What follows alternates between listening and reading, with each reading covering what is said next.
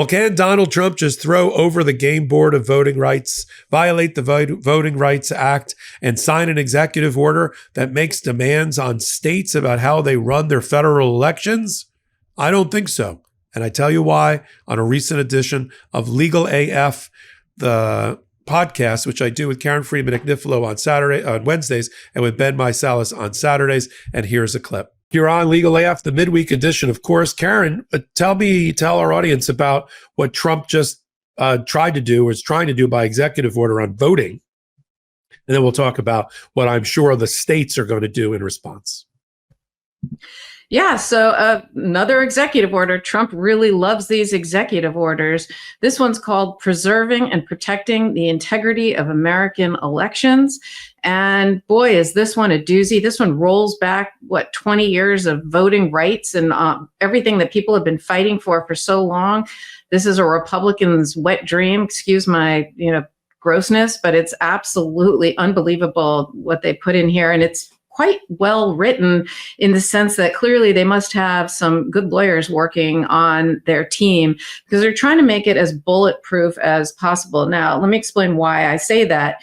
What's the difference between an executive order and a law? And when can a president issue an executive order? And it's really pretty fairly simple. Okay, the only place or the only people who are empowered to make laws are Congress, right? They pass statutes and either the president signs it or if they veto it, Congress has to override that statute. But what an executive order can do is a president can essentially interpret a law through an executive order, but they can't make new law except for a few very, very small, narrow circumstances, but they essentially can't make new law. So what they did here is they cited to all the laws that they claim they are interpreting. And it comes from the president's Article 2 constitutional power that vests in the president the executive power to it's quote, take care that the laws be faithfully executed. And that is how it's justified that they can make these executive orders. And they essentially shoehorn it within that part of the Constitution. So that's what an executive order is. And so I say that because that's how this was written. This is literally it's saying, okay, there's this law, this is how we're going to interpret it. This law, this is how we're going to interpret it. And, he starts by citing India and Brazil who rely on biometric data, saying, we rely, however, on self-attestation for citizenship. And Germany and Canada require paper ballots counted in public by local officials. Remember, that's what they tried to do in certain states where they thought that there was going to be close calls. They wanted to slow the process and make them count by and large, who are the people in the states who are doing election-related things. It's mostly Republicans because the vast majority of states' legislatures are controlled by Republicans in this country. They also cited to Denmark and Sweden that limits mail-in voting to those unable to vote in person. And you don't count late arriving votes regardless of the postmark. It's all the things they complained about in the election until, of course, Trump won. And then suddenly this was the fairest, most secure, best election ever. But they were setting up all these issues, basically saying we want to require identification, citizenship, in person. They don't like mail-in, all these things to restrict people's access to voting. I mean, look, nobody wants anyone who cannot vote and should not vote to vote. That's not. I don't think any legitimate person is advocating for that. Nobody should be able to vote who isn't a legally legitimate voter. But really what happens here is this is voter suppression. This is voter intimidation. This is requiring people to go over and above to get certain documents that they might not have. It's to disenfranchise people who might be on the margins of society, right? So it's basically you need an identification, and you need a certain type of identification, like a passport or a real ID, the ones that you have. They're very, very prescriptive about what kind of identification you have to have. What if you don't have an ID? What if you lost your ID? What if you're somebody who can't drive and, like somebody who might have special needs, and can't drive. Why shouldn't they be able to vote? I'll give you a real life example. My mother is in a wheelchair, for those that don't know, and has been for about 9 years. And she hasn't driven in all that amount of time. And because it's so difficult mobility wise to get my mother to get a picture taken, I've never gotten her a picture, a non-expired photo ID. Now, that makes it very difficult because I wanted to fly my mother to live closer to me recently, and I'm literally going to have to do it by transport, by car, because I don't have a photo ID for her and she can't get one. Does that mean my mother doesn't have the right to vote? She's 90 years old. She's voted every year since she was 18 or whatever the period was. Yeah. And this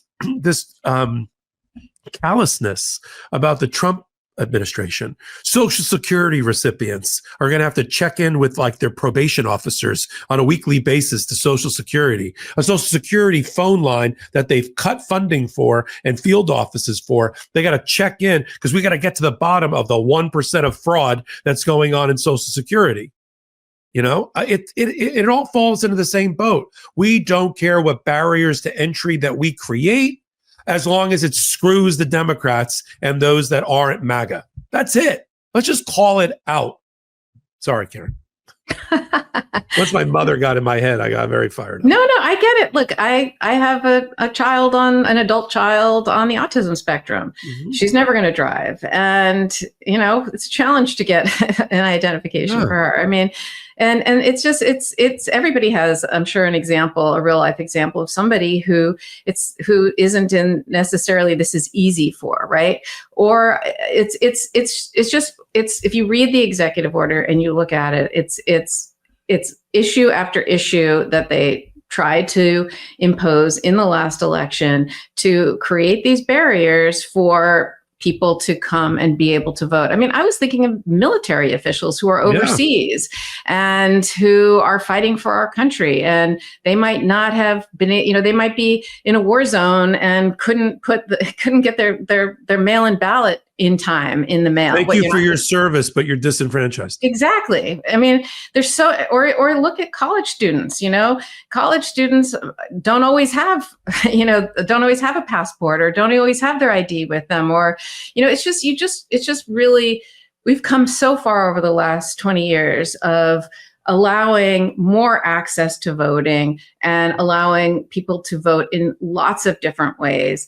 And this is just fake news to say that there's all these illegal immigrants and dead people voting. Nobody has ever found that, despite what they are saying. And it is a 0.000, I'm almost done, 1% voter fraud problem, which means there's no voter fraud problem. Yeah. And then, so I'll just, this part of it, I'll mention. The states are ready, if they haven't already drafted it, because it all comes out of we got the playbook before he got elected. It's like the opposing team in the football in the NFL left the playbook in the bathroom right before the game. We got the playbook. We got the 900 pages of the Project 2025. We knew they were going to do this. So a lot of these suits are drafted already. That's how they get filed so quickly. And so I'm sure tomorrow, tonight, before the week is up, there's going to be a filing by 18 to 22 of your favorite attorneys general. We can name them, led by Letitia James or the Attorney General for New Jersey or the one for California or Illinois or fill in the blank. And they're all going to come together and they're going to say, this is an incursion on our rights as states given to us under federalism to control the time, means, manner, and method of voting. And it's up to our legislatures to do that. And the feds can't impose this on us, and it undermines and it disenfranchises people.